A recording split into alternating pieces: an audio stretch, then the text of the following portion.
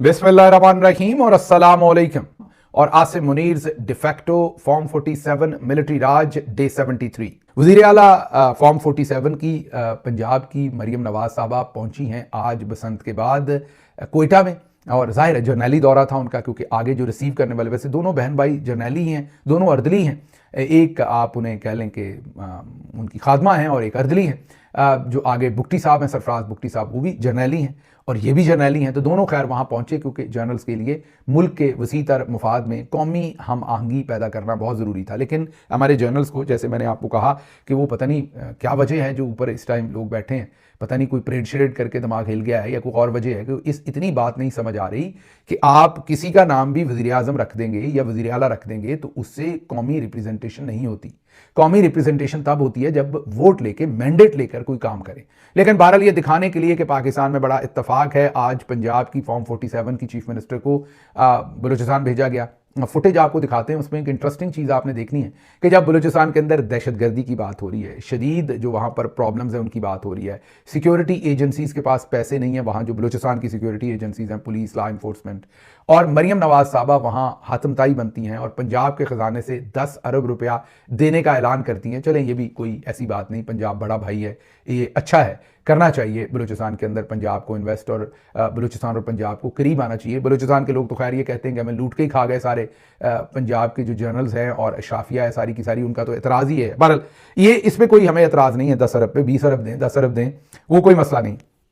लेकिन आपने देखना यह है कि जब वहां पर ये मुलाकात हो रही थी और संगीन और अहम तरीन बातचीत हो रही थी, तो उस वक्त भी हमारी बाजी को ये याद रहा, ये वीडियो में आपने देखना है कि उस वक्त भी उन्हें याद रहा कि ओहो, मेरी जो मैंने नीचे शर्ट पहनी है वो तो नज़र ही नहीं आ रही, कोट की नज़र हो रही है वो। तो उन्होंने जो ओवरकोट पहना हुआ था, जो नॉर्मली बाहर पहना जाता है, मीन आउटडोर के लिए कोट होता है वो, क्योंकि उन्होंने वो दिखाना है कि मैंने ये कोट खरीदा हुआ है, तो वो इनडोर भी उन्होंने वही पहने रखा। अब मेरी ये समझ से बाहर है कि बाजी कपड़े ले लेती हैं, उनको पहनने का सलीका भी किसी से अगर ले लें तो उनको किसी ने बताना होगा कि अगर आप एक आउटडोर कोट आपने पहना हुआ है, जब आप इंडोर आ गई हैं तो वो कोट उतर जाएगा और वो आप साथ इतनी खादमा आप लेके गई हुई हैं उनमें से किसी को दे दें।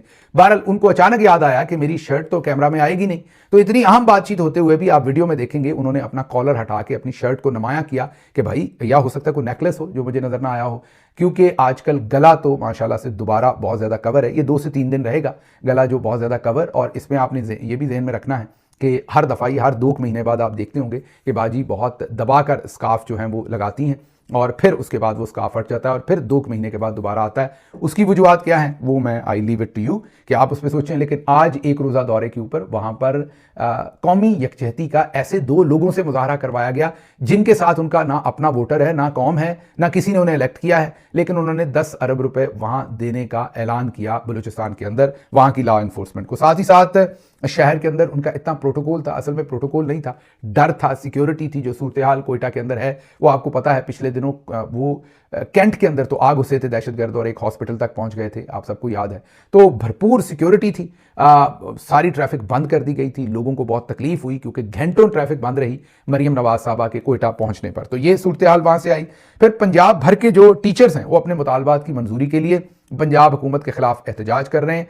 असातिज़ा का सेक्रेटेरिएट जो पंजाब का है उसके बाहर मुजाहरा, अब 10 अरब वहां दिए तो इनको भी कुछ दे दें साथ साथ। उसके साथ साथ सुथरा पंजाब वाले जो कूड़ा उठाने वाले हैं उनको भी तनख्वाहें नहीं दे रहे, और जो मिनिमम वेज शायद 40,000 के करीब है आप पंजाब के अंदर, तो मिनिमम वेज क्या देना उन्हें, 12,000 रुपए उनकी तनख्वाह लगाई हुई है। हम नहीं, वो खुद बता रहे हैं। हमारा ख्याल था कि 25,000 है और उसमें से 6-7 हज़ार इनका फ्रंट मैन या कॉन्ट्रैक्टर ले जाते हैं और 18,000 लोगों को मिलती है। अब पता चला कि नहीं, आधे पैसे वो ले जाते हैं इनके फ्रंट मैन। पहले ही तनख्वाह 25,000 लगाई और उनको सिर्फ 12,000, और वो भी नहीं दी पिछले 3 महीनों से, और अब वो सारे एहतजाज कर रहे हैं कूड़ा फेंक कर कि हमें हमारी तनख्वाह दी जाए। अच्छा, इस पर भी मैं किस दिन बात करूंगा। लाहौर में लोग मुझे बहुत सारे कहते हैं कि लाहौर अब साफ हो गया, कूड़ा तो उठ गया। आपको छोटी सी एक बात बता देता हूं जिससे आपको समझ हो कि जो मुल्क होता है ना वो भी घर की तरह चलता है। ऐसा नहीं होता कि मुल्क के पास कोई लामतनाही पैसे होते हैं। मसलन पंजाब का सूबा है, मैं एग्जाम्पल देता हूं, तो अगर साल में 1000 अरब है आपके पास, तो 1000 अरब से आपने हॉस्पिटल्स भी चलाने हैं, आपने स्कूल भी चलाने हैं, आपने उससे तनख्वाहें भी देनी है, आपने उससे डेवलपमेंट का काम भी करना है, और फिर आपने या कर्जा लेकर बाकी काम करने हैं जो रह गए। अब जब शहबाज शरीफ साहब 2008 में पहली दफा आए थे, चीफ मिनिस्टर बने एक गैप के बाद, उससे पहले भी वो बने थे लेकिन 2008 में, तो चौधरी परवेज इलाही साहब का जो जमाना था उसमें लाहौर की सफाई सालाना तकरीबन 100 करोड़ में होती थी। ये गौर से आपने नंबर सुनना है, तकरीबन, नंबर थोड़ा आगे पीछे हो सकता है लेकिन तकरीबन 100 करोड़ रुपए में पूरा लाहौर साफ होता था। शहबाज शरीफ आए और उन्होंने बैरूनी कंपनीज के साथ एग्रीमेंट किए जिन पर उन पर इल्जाम लगे कि उन्होंने किकबैक्स ली, उन पर इल्जाम लगे कि उन्होंने रिश्वत ली, लेकिन उन्होंने कितने में लाहौर साफ करना शुरू किया? 1600 करोड़। कितने? 1600 करोड़। तो साफ तो लगेगा ना थोड़ा सा। अब हम लोगों का मसला यह है, हमारा सब एज अ कौम, कि हम सिर्फ जाहिरी चीजों को देखते हैं लेकिन उससे अंदर क्या होता है वो नहीं देखते। अगर एक चीज 100 करोड़ में हो रही थी और उसको अब आप 1600 करोड़ में कर रहे हैं, फर्क पड़ेगा या नहीं पड़ेगा? जाहिर है पड़ेगा। ये सिर्फ एक लाहौर की बात कर रहे हैं, पूरे पंजाब की बात नहीं कर रहे। 16 गुना कॉस्ट बढ़ा दी तो क्या सफाई बढ़ेगी कि नहीं? अब जरा अपनी मेमोरी रिफ्रेश कीजिए और याद कीजिए क्या सफाई 16 गुना बढ़ी थी? नहीं, सफाई बढ़ेगी 2 से 3 गुना, बाकी पैसा करप्शन में जाएगा। अब बाजी का जो अभी आ जाएंगे, बजट आएगा तो नंबर्स आ जाएंगे सामने। मैं आपको वाजे तौर पर बता रहा हूं कि ये 1600 से डबल ना किया हुआ हो बाजी ने तो तब बताइएगा।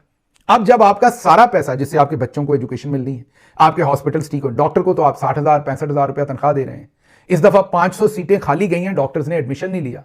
आपके लोगों के जो डायलिसिस होने उनके हालात आप देख लें, पानी पीने का देख लें, लोगों के जो हेपेटाइटिस है उसके हालात देख लें, स्टंटेड ग्रोथ देख लें। मतलब मैं बोलता जाऊंगा, बातें खत्म नहीं होंगी। एक तरफ आपके घर में ऐसा ही है कि आपकी जो वालदा है वो शदीद अलील हो, कैंसर से या किसी भी बड़ी मोजी मर्ज से वो नबरदस्मा हो, उनका आप इलाज ना करवा रहे हो, या आपका बच्चा घर में बैठा उसे आप स्कूल में ना डाल रहे हो, लेकिन आप बहुत बड़ी एलईडी स्क्रीन लेकर घर में लगाएं, या आप अपने घर के सामने गार्डन बहुत खूबसूरत बनाएं, तो जाहिर है मोहल्ले वाले कहेंगे बहुत खूबसूरत हो गया, बहुत साफ हो गया, लेकिन किस कॉस्ट के ऊपर, ये आपने सोचना है कि नहीं। जब मैं पंजाब गवर्नमेंट में था या इमरान खान साहब के साथ, तो ये सारे नंबर सामने आते थे, तो आपको देखना पड़ता था कि ये जो 1000 अरब है इसको आपने कितना पैसा कहां लगाना है। 16 नए हॉस्पिटल इमरान खान ने पंजाब के अंदर बनवाए थे, जिसमें जच्चा बच्चा के हॉस्पिटल भी थे, लार्ज टर्शरी केयर हॉस्पिटल भी थे जैसा कि निश्तर 2 और फिर इसी तरीके से लाहौर के अंदर भी 2 से 3 बड़े हॉस्पिटल नए बनाए गए, 16 हॉस्पिटल। अब या तो आप वो बना लें या चमाचम आप किकबैक्स ले लें कूड़ा उठवाने के नाम पर, सुथरा पंजाब के नाम पर, तो ये इस वक्त हो रहा है। अब जरा अगली खबर आपके सामने चनियोट और फैसलाबाद से रखते हैं। चनियोट में जो फैसलाबाद के नवाही इलाका या करीबी है, उसमें एक बच्चा नाले में गिरकर जाँ बहक हो गया और दूसरा बच्चा फैसलाबाद के अंदर गिरकर नाले में जख्मी हो गया। अब जो सूरत हाल है वो आप देख ही रहे हैं। कल भी हमने खबर दी थी एक बच्चे की वफात की जो नाले में गिरा था, आज फिर ये 2 बच्चे हैं, एक तरफ ये है, दूसरी तरफ हम दूसरे सूबे गए, जो कि अच्छी बात है अगर 10 अरब दिए, लेकिन यहां भी कुछ कीजिए। और तीसरी तरफ हम कह रहे हैं कि लाहौर को हमने बहुत साफ कर दिया है। आखिरी खबर आपके सामने रखेंगे, साबिक लीगी वजीर असदुर रहमान रमदे अपने कजन वफाकी वजीर खजाना मोहम्मद औरंगजेब और टोबा टेक सिंह की जो ब्यूरोक्रेसी है उसके ऊपर बरस पड़े। ये नून लीगी हैं और इन्होंने कहा है कि जीती शीती कोई नहीं है नून लीग, ये खुद कह रहे हैं और कह रहे हैं कि सब कुछ सिफारिशी हो रहा है इस हुकूमत के अंदर। टोबा टेक सिंह के अंदर इन्होंने प्रेस कॉन्फ्रेंस की है, सहाफियों से उन्होंने पूछा कि आप बताएं टोबा टेक सिंह में फॉर्म 45 पर कौन जीता, तो लोगों ने बताया कि वहां पीटीआई के जो खालिद नवाज सदरेच और दूसरे कैंडिडेट हैं वो तमाम के तमाम फॉर्म 45 से जीते, ना कि नून लीग के। तो उन्होंने नून लीगी लीडरान खुद कह रहे हैं आप प्रेस कॉन्फ्रेंस करके टोबा टेक सिंह के अंदर कि आप खुद बताइए कि यहां पर फॉर्म 45 से कौन जीता है, तो खुद बोलना शुरू हुए हैं कि कितनी बड़ी धांधली हुई है। मुझे यहां से इजाजत दीजिए। अल्लाह आपका हामी और नासिर हो। पाकिस्तान जिंदाबाद।